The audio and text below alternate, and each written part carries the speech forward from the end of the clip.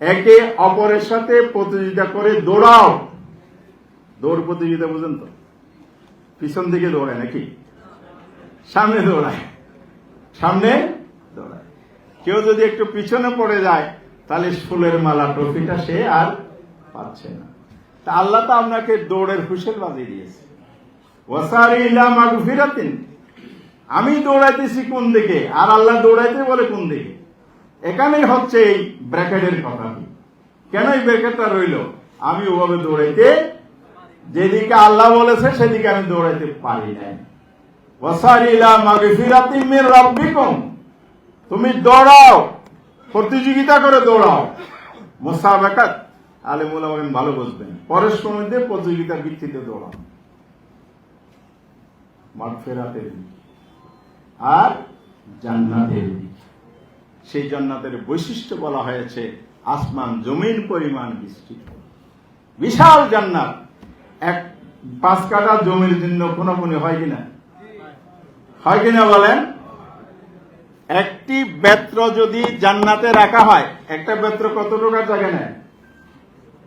কয়েক ইঞ্চি নাকি বা ফুট? একটা বেত্র যতটুকু জায়গা নেয় জান্নাতের, সেই রকম বেত্র পরিমাণ জায়গা পৃথিবীর 3-4 গুণ বেশির জায়গার চাইতে মর্তবাবান, মর্যাদাবান। সেই জান্নাত, মূল্যবান জান্নাতের দিকে আল্লাহ তাআলা প্রতিযোগিতা করতে বলেছেন। তা আমি পারি না কেন? আমার দৃষ্টিভঙ্গির সমস্যা, আমার লক্ষ্য নির্ধারণের সমস্যা। আমি দিনকে লক্ষ্য বানাইনি, জান্নাতকে লক্ষ্য বানাইনি, সেই কারণে আমি পিছনে থাকি। যদি আমার প্রায়োরিটি হতো আমার আল্লাহর সন্তুষ্টি, আমার প্রায়োরিটি হতো আল্লাহর দিন, তাহলে সাহাবায়ে কেরাম যেমন বাসর রাতের গোসল করার সুযোগ পান নাই, আহ্বানে সাড়া দিয়েছে। নাম বলতে হবে? ইতিহাস জানেন। খেজুর খাচ্ছে ক্ষুধার্ত, জান্নাতের ঘোষণা আছে যুদ্ধের ময়দানে যদি ঝাঁপিয়ে পড়েন জান্নাত পাওয়া যাবে, খেজুর ছুটে ফেলে দিয়েছে। এটার নাম প্রতিযোগিতা, এটাই দৃষ্টিভঙ্গি, এটাই জীবনের টার্গেট। ইন্না সালাতি ওয়া নুসুকি ওয়া মাহইয়ায়া ওয়া মামাতি লিল্লাহি রাব্বিল আলামিন। আমার নামাজ, কুরবানি, ইবাদত, বন্দেগী, আমার বেঁচে থাকা, আমার মৃত্যু, আমি দুনিয়াতে কেন বাঁচব? আল্লাহর দ্বীনকে প্রতিষ্ঠার সংগ্রামে নিয়োজিত রাখার জন্য। আমি কেন দুনিয়া থেকে মরব? অর্থাৎ আল্লাহর রাস্তায় সংগ্রাম করতে করতে আমি আল্লাহর জন্য, আল্লাহর সন্তুষ্টির মৃত্যু অর্জন করব শাহাদাতের পথে। এভাবেই আমাদের দৃষ্টিভঙ্গি ঠিক করতে হবে। তাহলে আমরা আজকের এই ব্র্যাকেটগুলো উড়িয়ে দিয়ে আমরা এগিয়ে যেতে পারব। এরপরে বাধা কি, এ কথা বলে আমি শেষ দিকে নিয়ে আসবো। আল্লাহ রাসূল সাল্লাল্লাহু আলাইহি ওয়াসাল্লাম বললেন, সাহাবীরা, তোমাদের পরবর্তী যে আমার উম্মত আসবে তারা খুব লাঞ্ছিত অবস্থায় জীবন যাপন করবে। আমরা খুব সম্মানের জীবন যাপন করি না মুসলমানরা? ওয়েস্টার্ন কান্ট্রিতে যান, বাংলাদেশও এরা শুরু করছিল, প্যান্টের বেল্ট আর জুতা মোজা সব খোলা। এটা কি সম্মান? মুসলমান বলতেই তাদের কাছে হলো সেকেন্ড ক্লাস সিটিজেন, শেষ জায়গায়।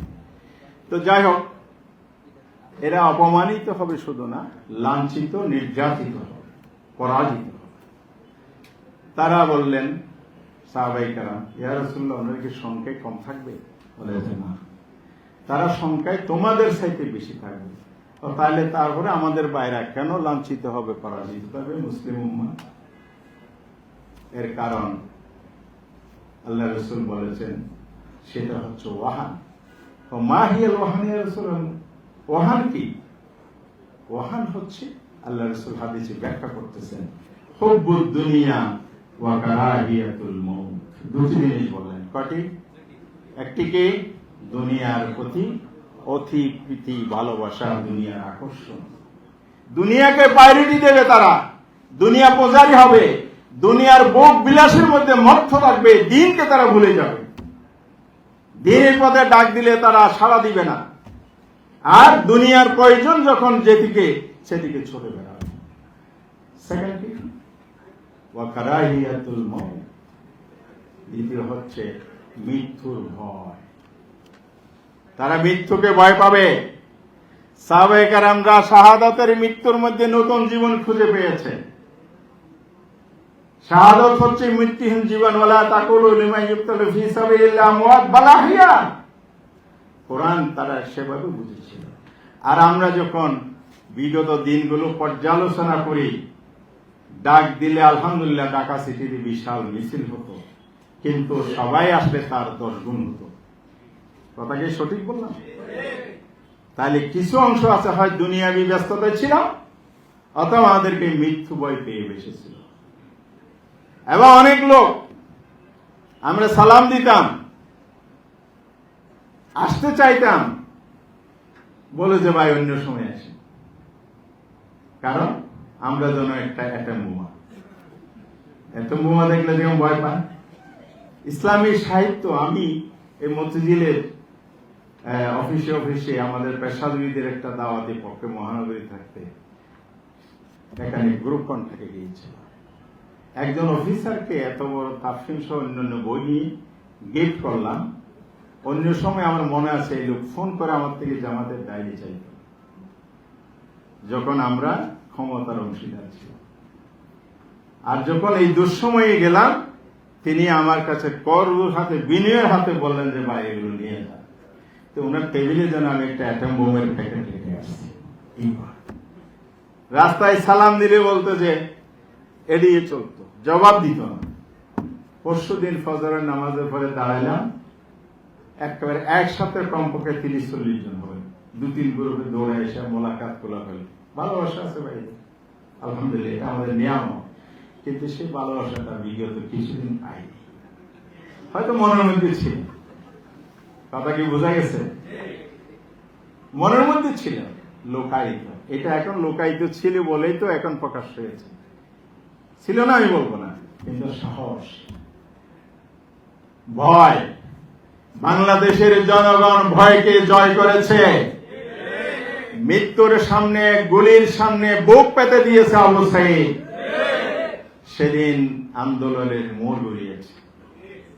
নির্ভয় হলে আল্লাহ তাআলা সাহায্য করেন, মৃত্যুকে জয় করেন, অর্থাৎ ভয়কে জয় করেন, সাহায্যকে আল্লাহ। সেদিন 5 তারিখ সকালে কি বুঝতে পেরেছিলেন মাননীয় হাসিনা সাহেবা বাংলাদেশে আর থাকবে কি থাকবে না? বুঝতে পারছিলেন কিছু? নিশ্চিত কেউ হতে পারেন না।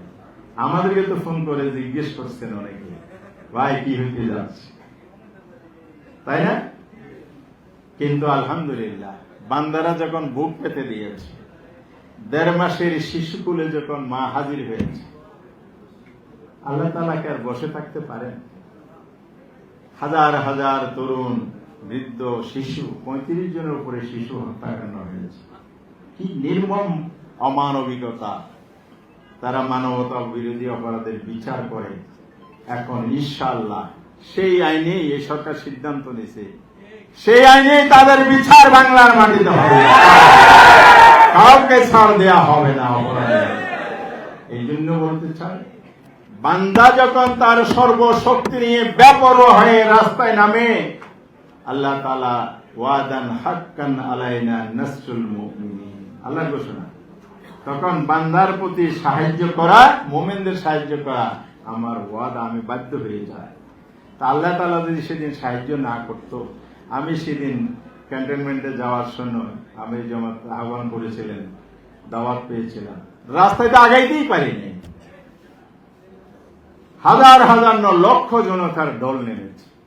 তা আল্লাহ তাআলা জাতিকে মুক্ত করেছে।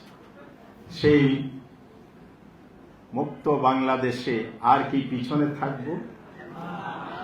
বিশ্রাম নেব? অবসর? কোনো সুযোগ নাই। মল্লিক ভাইয়ের গান মনে আছে না? আছে কি? নোমান কই গানটা বলো। হতাশ হব না, তারপরে কি? ভেঙে পড়ব না, ভয়ও করব না। সকাল সন্ধ্যা আমরা আল্লাহর দ্বীনের কাজে ব্যস্ত থাকবো। কবির ভাষায় বলতে পারিনি, আমার ভাষায় বললাম। তাহলে আমরা এখন আমাদের কর্তব্য ঠিক করব। আমার 1 নম্বর কর্তব্য হচ্ছে নো দাই সেলফ। নিজকে গড়ো, নিজকে তৈরি করো। আমাদের শিশুদের একটি স্লোগান আছে, পৃথিবীকে গড়তে হলে সবার আগে। আজকে কি শপথ আমরা নিলাম, রোকন নন রোকন, আমরা সবাই আমাদের একটাই প্রত্যয়, আমরা নিজকে তৈরি করব।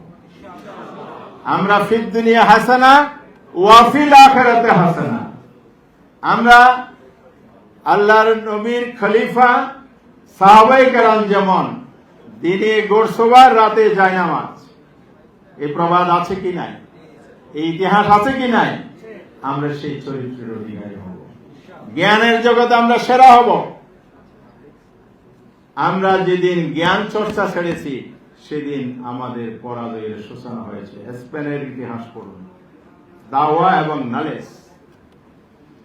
কিন্তু ওয়েস্টার্নরা তাদের হৃত গৌরব পুনরুদ্ধার করেছে। তারা মুসলমানদের হাতে পরাজিত হয়েছিল, 13 সালে তারা সেটা হৃত গৌরব পুনরুদ্ধার করে আজ পর্যন্ত খ্রিস্টান বিশ্ব শাসন করছে। হিন্দুস্তান উপমহাদেশে 754 বছর আমরা শাসন করেছি মুসলিম শাসন। বখতিয়ারের ঘোড়া মনে আছে? এখতিয়ার উদ্দিন মোহাম্মদ বখতিয়ার খিলজি লক্ষণ সেন যে পালিয়েছিল, সে একটা ইতিহাস। সেকেন্ড ইতিহাস শেখ হাসিনা তৈরি করব। কেমন এই পলানোর ইতিহাস কিন্তু এখতিয়ার উদ্দিন বখতিয়ার খিলজির হাতে হয়েছে, আবার এদেশের ছাত্র জনতার হাতে হাসিনার হয়েছে। এই পলায়নের, লক্ষণ সেনের পলায়নের পর 554 বছর মুসলিম শাসন বাংলায় ছিল। হাসিনার পলায়নের পরে এই বাংলাদেশকে সেই শাসন ব্যবস্থা পুনরুদ্ধার করে ফিরিয়ে আনতে হবে এই তরুণদেরকে, এই ভাইদেরকে ইনশাআল্লাহ। তাই আসুন নিজেকে প্রস্তুত করুন, নিজেকে প্রস্তুত সকল দিক থেকে, সাংগঠনিক মান, আদার্স, দাওয়াতিয়া সব। দ্বিতীয় কাজটি হবে জাতীয় ঐক্য গড়ে তুলতে হবে। জাতির মধ্যে বিভেদ তৈরি করা যাবে না। জাতিকে এমন ভাবে তৈরি করতে হবে ইসলামের জন্য, আদর্শের জন্য, দুর্নীতির বিরুদ্ধে, অসততা, অনৈতিকতা, চাঁদাবাদী, সন্ত্রাসী, অপশাসনের বিরুদ্ধে জাতিকে ঐক্যবদ্ধ করতে হবে। তৃতীয় কথা হচ্ছে দাওয়াত, সংগঠন এমন ভাবে ছড়িয়ে দিতে হবে আগামী দিনের মহানগরী, যাতে আমরা ইসলামী আন্দোলনের মহানগরীতে প্রস্তুত থাকি। এই মহানগরীর প্রতিটি মানুষ যেন এই আন্দোলনের সাথে সম্পৃক্ত হয়, সেই মিশন নিয়ে আমরা ছড়িয়ে পড়ব।